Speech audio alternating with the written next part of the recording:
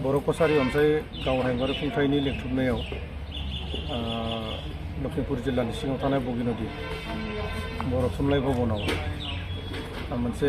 माहारियारि आफादफोरजों जथुम्मा मोनसे जानानै थाङो। दा बेवहाय बर' कसारी वेलफेयार अट'नमास काउन्सिलनि मानाव गिदिर गाहाय मावफुं सोद्रोमा मिहिनेश्वर बसुमतारी मानगोनां बिथाङाबो बाहागो लाफैदोंमोन आरो बिटिसिनि बायजोआव थानाय एक्स-BLT वेलफेयार ससाइटिनि जनरल सेक्रेटारि बिस्थिराम नार्जारी मानगोनां बिथाङाबो जोंजों दंफैयोमोन आरो बे ओनसोलाव थानाय लखिमपुर जिल्लानि सिङाव थानाय माहारियारि आफाद जेरै बर' थुनलाइ आफाद, दुलाराय बर' फरायसा आफाद, खौसेथि बर' सुबुं आफाद, दुलाराय बर' आइजो अनसाय आफाद आरो धोरोमारि आफाद जेरै लखिमपुर आन्चलिक बाथौ महासभा आरो लखिमपुर आन्चलिक ब्रह्म धोरोम आफादनि गासै दैदेनगिरि मानगोनां बिथांमोना बेवहाय बाहागो लादोंमोन। बे बाहागो लानायाव सावरायलायनाय जायो, ओरैबायदियानो सावरायलायनाय जायो जे जिहेथु जोंखौ दायो बिटिसिनि बायजोआव बर' कसारी वेलफेयार अट'नमास काउन्सिल मोनसे सोरजिनानै होबाय सरकारा, नाथाय दिनै नायै नायै 3 बोसोर बाबेनलांबाय। बे 3 बोसोर बाबेनलांनायसेयावबो दिनै बर' कसारी वेलफेयार अट'नमास काउन्सिल जि फान्ड, बे फान्डखौ बानायनानै होआखै। बर' कसारी वेलफेयार अट'नमास काउन्सिलनि सिङाव थानाय बा बिटिसिनि बायजोआव थानाय बा 6 सिडुल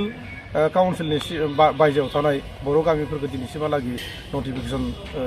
होगोन होननाबो दिनैसिमहालागै होआखै। दा बेफोरखौ लानानै गुवारै सावरायनाय जायो आरो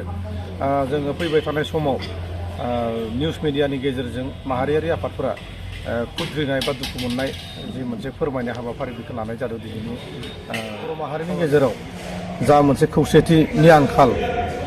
गोरोबलायनायनि जि फारागथि बा गावजों गाव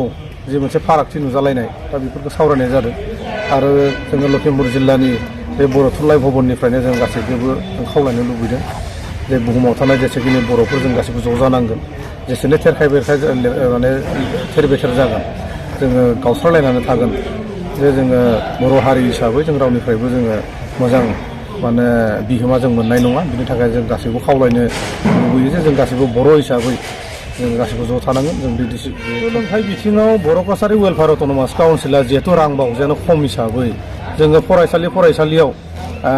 जायखिजाया जोङो बर' गुदि फरायसालिफोराव जोङो 50,000 अनसुंथाइ हरनायनि अनगायै जों जेबो जोङो साननो हनो हायाखै। नाथाय काउन्सिलाव जोंहा थांखिया दङ